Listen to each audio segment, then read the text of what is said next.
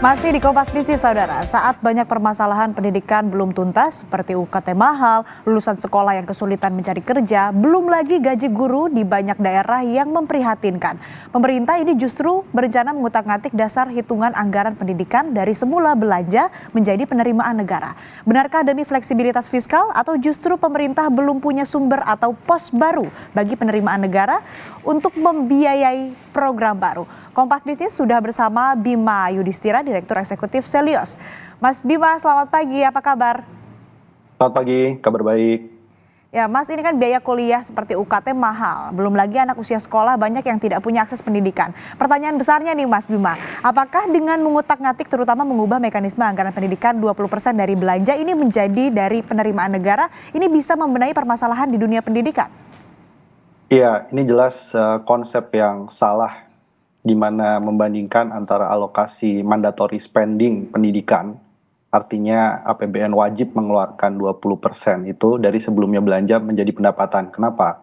Karena kalau misalkan berubah dari belanja menjadi rasio terhadap pendapatan, pendapatan kita itu dalam beberapa tahun ke belakang rasio pajak itu selalu rendah. Artinya kalau digabungkan dengan pendapatan, dibandingkan dengan pendapatan, ini khawatir memang anggaran pendidikan itu bisa mengalami pengurangan. Yang kemudian kedua, dari segi mandatory spending, ini kenapa sih ada mandatory spending, itu yang penting tuh.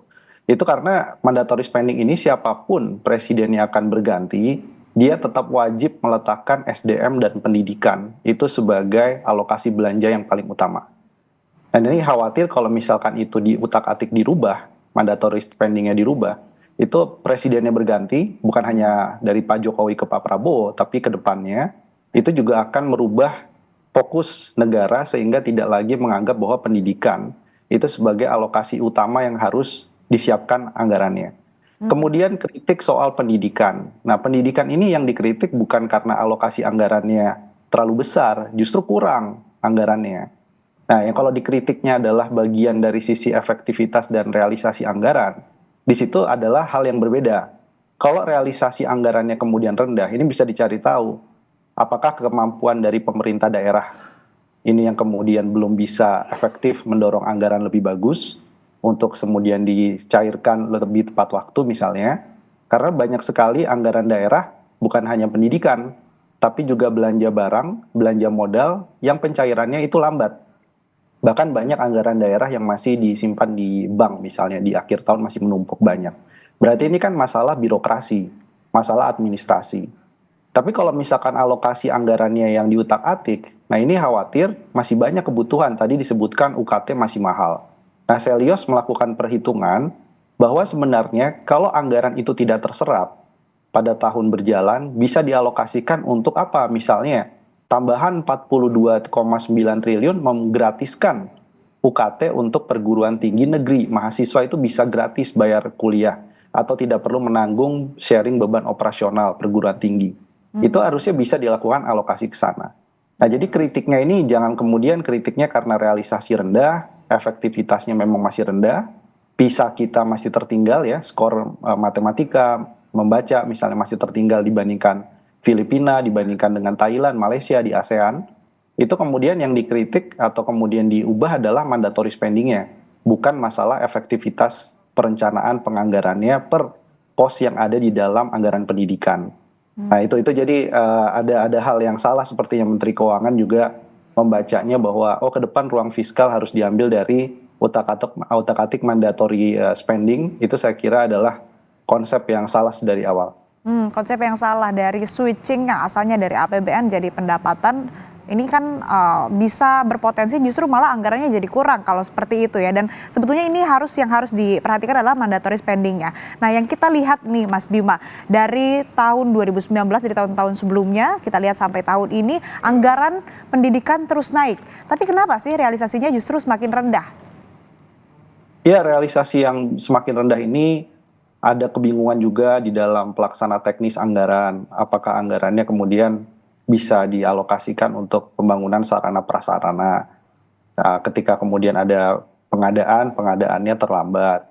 Yang kedua juga ada kebingungan begitu ada program baru misalnya untuk prasarana teknologi multimedia Sebenarnya ini hal yang bagus, tapi kalau tidak disiapkan unit pelaksana teknis terutama di bagian dinas pendidikan daerah, ya ini akhirnya mempersulit mereka untuk mencari supplier, mencari rekanan untuk pengadaan berbagai sarana prasarana yang baru. Tapi di sisi yang lain kan anggaran pemerintah daerah memang 47%. Tapi sisanya kita juga bisa bilang bahwa sisa dari efektivitas realisasi anggaran itu ada di pemerintah pusat. Karena sebagian anggaran pendidikan ditangani oleh pemerintah pusat, ada Kementerian Agama di situ, kemudian ada sekolah-sekolah kedinasan. Nah, ini bisa dicari juga apa yang membuat realisasi anggarannya kemudian relatif rendah. Dan juga ketidakmampuan saya kira dari pemerintah pusat maupun daerah untuk melakukan relokasi dan refocusing secepatnya di dalam pos anggaran belanja yang sama di pendidikan.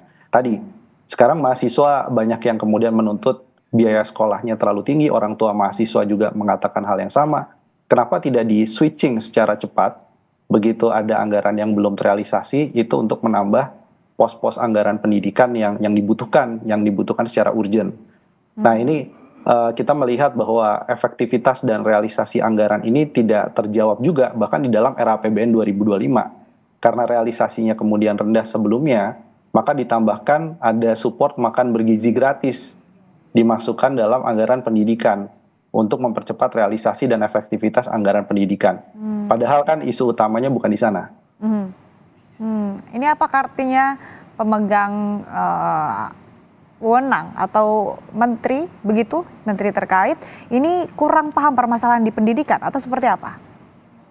Ya, dari awal sebenarnya sudah muncul banyak sekali kritik bahwa Menteri Pendidikan yang sekarang Pak Nadiem sepertinya memang kurang pas ya di pos Menteri Pendidikan. Kenapa? Karena dia kemudian terkenal karena menjadi CEO sebuah perusahaan ojek online. Ya diundang aja seminar untuk memberikan pencerahan kepada mahasiswa baru misalnya. Tapi kalau untuk mengurusi manajemen pendidikan itu kan hal yang berbeda begitu ya. Memang yang pernah punya track record di pendidikan dalam negeri, tapi juga punya skala prioritas pendidikan apa yang memang harus menjadi skala prioritas untuk meningkatkan misalnya dari kualitas SDM. Jadi bukan hanya oh ya dia berasal dari startup yang kemudian cukup sukses, cukup besar, unicorn, masuk menjadi pos Menteri Pendidikan, kemudian di pos Menteri Pendidikan dianggap bahwa masalahnya adalah hanya mismatch antara kebutuhan dunia usaha dengan lulusan dari dunia pendidikan. Itu satu hal, tapi kan masih banyak hal-hal lainnya. Bagaimana bisa misalnya mismatch itu tidak berkurang kan? Karena apa? Karena kalau sekarang mahasiswa saja dengan biaya kuliah yang sangat tinggi, dia disuruh pinjaman online oleh kampusnya, bahkan difasilitasi oleh pemerintah gitu. Itu kan begitu dia lulus, dia udah pusing duluan untuk melunasi pinjaman online-nya. Nah itu gimana caranya dia bisa fokus mencari pekerjaan yang layak. Dan kemudian juga bagaimana pekerjaan yang layak itu juga harus disediakan oleh negara. Jadi isunya bukan hanya soal mismatch, soal masalah oh ini harus dilakukan semacam disrupsi di dunia pendidikan dengan lebih banyak teknologi. Tapi lebih dari itu, ini ada masalah manajemen pendidikan yang sifatnya fundamental. Jadi dalam kritik itu Pak JK tepat untuk bilang bahwa ke depan harus hati-hati pilih Menteri Pendidikan. Apalagi Menteri Pendidikannya juga dikasih pos belanja tambahan makan bergizi gratis, itu ada tambahan pekerjaan baru bahkan yang sangat-sangat menantang ke depannya. Lalu selanjutnya nih Mas Bima, singkat saja mungkin kalau tadi evaluasi ataupun juga catatan-catatan dari Menteri Pendidikan yang sekarang menjabat, lalu apa kira-kira seperti apa sosok menteri yang tepat bagi dunia pendidikan, dan mungkin dari Mas Bima sendiri ada catatan apa nih terhadap kinerja Menteri Nadiem Makarim saat ini? Ya, mungkin lebih menatap ke depan ya, yang kritik yang sekarang dan ke belakang sudah banyak, tapi yang ke depan ini yang jelas menteri yang bisa bilang bahwa mandatory spending 20% anggaran pendidikan itu tetap harus dipertahankan berdasarkan proporsi belanja bukan proporsi pendapatan.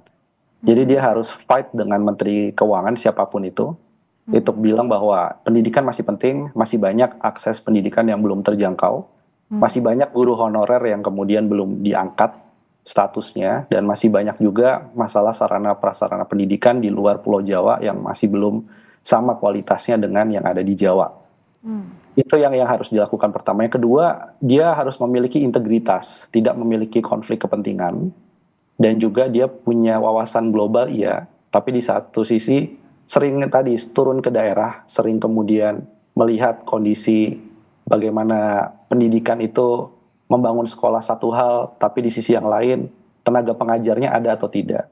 Kemudian pendidikan itu juga terkait dengan bagaimana meningkatkan kualitas ya dari gurunya, kesejahteraan gurunya, itu yang sekarang sangat mendesak untuk dilakukan karena kita tidak punya waktu banyak indikator pendidikan kita masih buruk ya, bukan hanya tertinggal tapi buruk indikator pendidikannya. Jadi memang harus sosok yang betul-betul inovatif, tapi juga harapannya berasal dari dunia pendidikan itu sendiri dan lebih berpihak kepada tekanan yang dirasakan oleh orang tua siswa dan siswa saat ini yang kondisi ekonominya semakin berat. Baik, artinya kita harapkan ya Mas Bima, semoga nanti Menteri Pendidikan yang terpilih, yang menjabat nantinya, ini bisa mengerti, paham betul masalah pendidikan dan juga mau fight dengan Kementerian Keuangan begitu untuk bisa mempertahankan mandatory spending di 20% dari anggaran belanja negara begitu ya, bukan dari pendapatan. Kita harapkan juga yang terbaik, semoga nanti anggaran ini tidak dikurangi dan juga realisasinya juga tidak menurun seperti tahun-tahun berikutnya. Terima kasih Mas Bima Yudhistira, Direktur Eksekutif Selios telah bergabung bersama kami di Kompas Bisnis. Sehat selalu. Terima kasih.